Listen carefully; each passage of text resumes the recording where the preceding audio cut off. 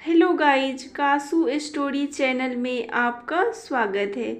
औरत कितनी बेवकूफ़ होती है। वह सुबह उठी और प्रार्थना करके रसोई में आ गई। चाय के लिए चूल्हे पर पानी रखा, फिर बच्चों को जगाया ताकि वह स्कूल के लिए तैयार हो सके। रसोई में जाकर चाय बनाई और अपने सास ससुर को दे दी। फिर उसने अपने बच्चों के लिए नाश्ता बनाना शुरू किया। बच्चे जब तैयार हुए तो उन्होंने नाश्ता किया और उसने बच्चों का लंच बनाया। इसी बीच बच्चों की वैन आ गई। बच्चों को स्कूल भेजकर टेबल से बर्तन समेटे। इसी बीच पति ऑफिस के लिए तैयार होने गए तो उनकी ज़रूरी चीज़ें निकाल कर दे दी। जल्दी से किचन में आई और पति के लिए नाश्ता बनाने लगी। एक पराठा और अंडा बना ही था कि ननद रसोई में आई। यह कहकर नाश्ता ले गई कि मुझे कॉलेज जाने में देर हो रही है। उसी समय देवर भी यूनिवर्सिटी जाने को तैयार हो गया। जल्दी से पति और देवर के लिए नाश्ता बनाया, मेज पर रख दिया। 9 बजे पति ऑफिस गया तो उसने आकर टेबल से बर्तन उठाकर सास और ससुर के लिए नाश्ता बनाया। जब तक सास और ससुर नाश्ता किए तब तक वह रसोई साफ कर बर्तन धो चुकी थी।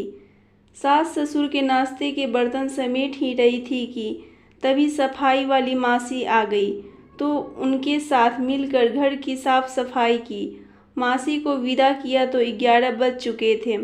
तभी घंटी बजी और उसकी विवाहित ननद अपने 2 छोटे बच्चों के साथ आ गई। मेहमान के लिए जल्दी जल्दी चाय और उसके साथ कुछ नाश्ता बनाया।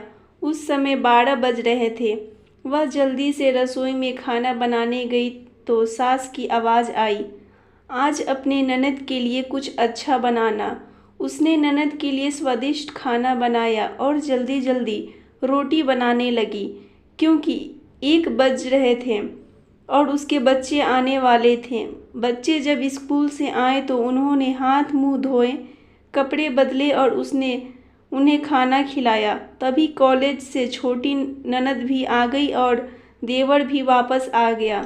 उसने सबके लिए जल्दी जल्दी रोटी बनाई और सबको परोस कर खिलाया। जब सब खाकर उठे तो 3 बज चुके थे और उसे अचानक भूख लगी। उसने मेज़ पर हॉटपॉट में देखा और एक भी रोटी नहीं बची थी। वह सब बर्तन समेट रसोई में जा ही रही थी कि इतने में उसके पति घर में दाखिल हुआ। उसे देखकर पति ने कहा, मुझे बहुत भूख लगी है, जल्दी से खाना निकालो। वह झट से रसोई में गई और अपने पति के लिए रोटियां और कुछ सब्जी बनाने लगी। जब उसने अपने पति के लिए खाना बनाया तब 4 बज चुके थे। उसके पति ने उससे कहा, आओ तुम भी खा लो। उसने आश्चर्य से पति की ओर देखा क्योंकि उसने सुबह से कुछ नहीं खाया था। वह पति के साथ खाना खाने बैठ गई। जब उसने अपने मुंह में रोटी का टुकड़ा रखा तो उसकी आंख से एक आंसू निकला। उसके पति ने पूछा, तुम रो रही हो क्या? उसने सोचा, मैं इनसे